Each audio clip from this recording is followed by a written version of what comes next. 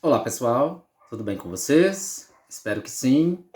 Estamos nos encontrando para reconhecer mais uma unidade de aprendizado, Arte e Educação no Brasil, sob a perspectiva da arte educadora Ana Mai Barbosa.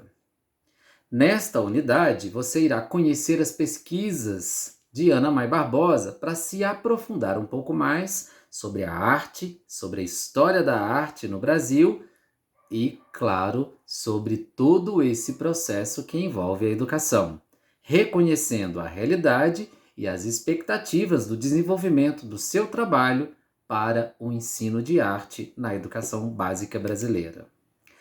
Ana Mai Barbosa é uma educadora brasileira pioneira das propostas de ensino de arte. Sua trajetória é influenciada por figuras como Paulo Freire e Noemia Varela, professores responsáveis por transformar seus modos de pensar arte e educação, educação e arte. A arte educadora Ana Mai identificou através de seus estudos vários problemas que surgiram em sala de aula, desde a criação do ensino da educação artística no Brasil, lá na década de 70, especificamente em 1971, e que vem percorrendo toda a trajetória histórica até o contexto atual. A partir do sensível olhar e de suas experiências educacionais no Museu da Arte Contemporânea e como professora e diretora da Escola de Comunicação e Artes da Universidade de São Paulo, a USP, Ana Mai Barbosa tentou prever os rumos da arte e educação nas escolas brasileiras. Suas pesquisas e estudos na área se desdobraram no método conhecido como abordagem triangular, desenvolvendo ensino da arte na escola até os dias da nossa contemporaneidade, envolvendo a análise crítica do objeto, a contextualização da produção desse objeto artístico e o trabalho a partir desses reconhecimentos. Quando escreveu o artigo Arte e Educação no Brasil, Realidade Hoje e Perspectivas Futuras, em 1989, a educação artística completava já 17 anos de sua criação dentro do processo de ensino. Apesar da educação artística ser um componente curricular, na produção desse artigo, em 89, Ana Mai deixa claro que arte e educação ainda é uma conquista a ser reforçada no cenário escolar, porque foi criada num período muito caro para a história brasileira, o período da ditadura militar.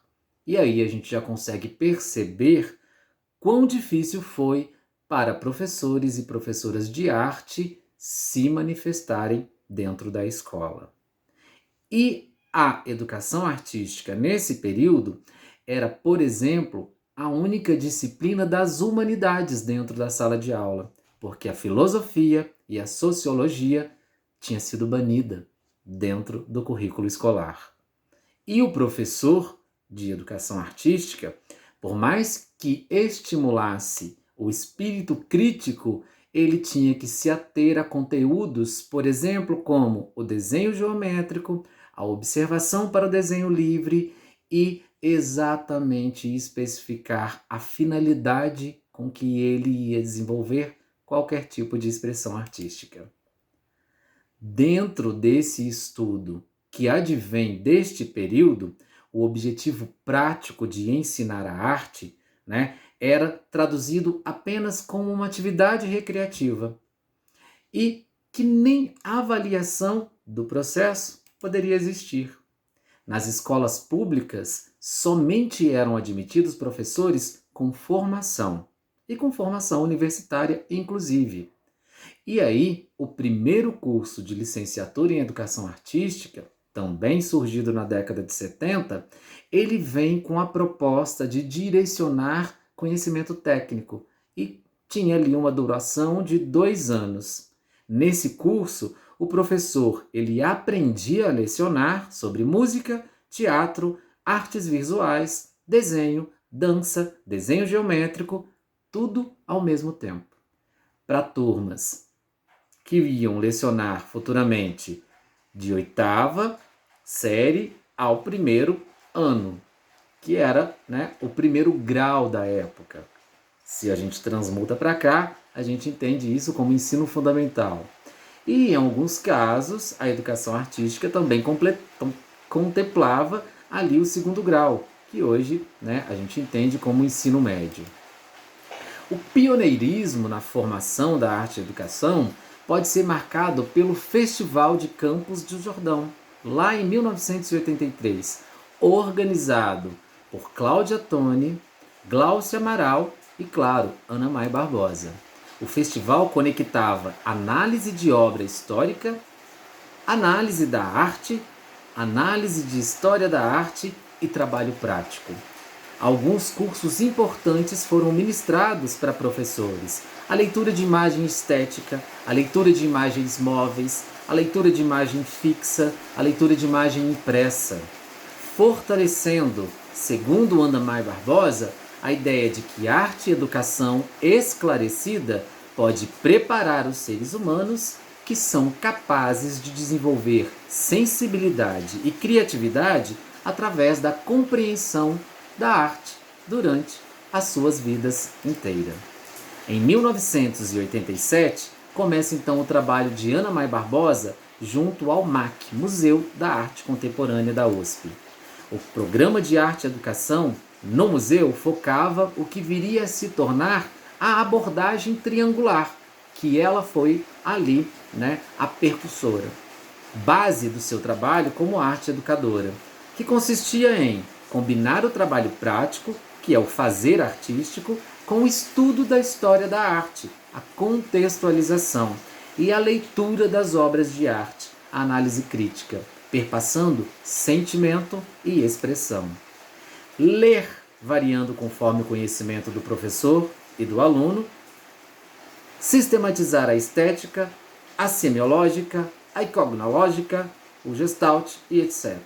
Procurar não limitar as leituras, usar a construção da metalinguagem na imagem percebida é não falar sobre uma pintura tão somente, mas falar da pintura num outro discurso, por exemplo, às vezes silencioso, algumas vezes gráficos, algumas vezes verbal, mas ver primariamente o sentido da obra produzida. Trabalhar a história da arte é fazer conexões, é seguir a concepção que não tem uma direção, né? Ela não é linear, mas mantém uma contextualização da obra, do tempo e do espaço. É preocupar-se na mostragem da arte e que essa arte está ligada ao nosso cotidiano, à nossa história. E ela é produto imaginativo, mas que não está isolado do todo social. Ideias, emoções, segundo Ana May, são linguagens que podem diferir de tempos em tempos e de lugar para lugar.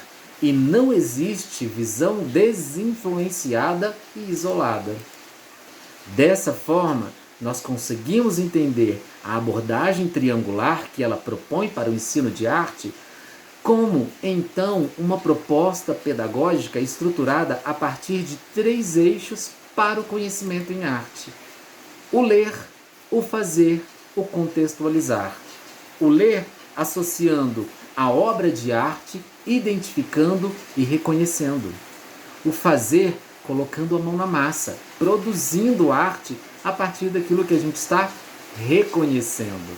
E o contextualizar, que é conhecer o contexto da obra. No ensino da arte, a abordagem triangular indica que o conhecimento em arte ocorre na interseção entre a experimentação, a informação e a decodificação. Portanto, por meio da inter-relação entre leitura, fazer artístico e história da arte, você consegue desenvolver uma proposta de ensino da arte com efetividade e significação para o seu aluno, para o seu futuro aluno, estudantes da nossa educação de base. É isso que essa unidade de estudos pretende que você percorra em termos de reconhecimento. Não perca tempo. Bora lá! Até a próxima, pessoal!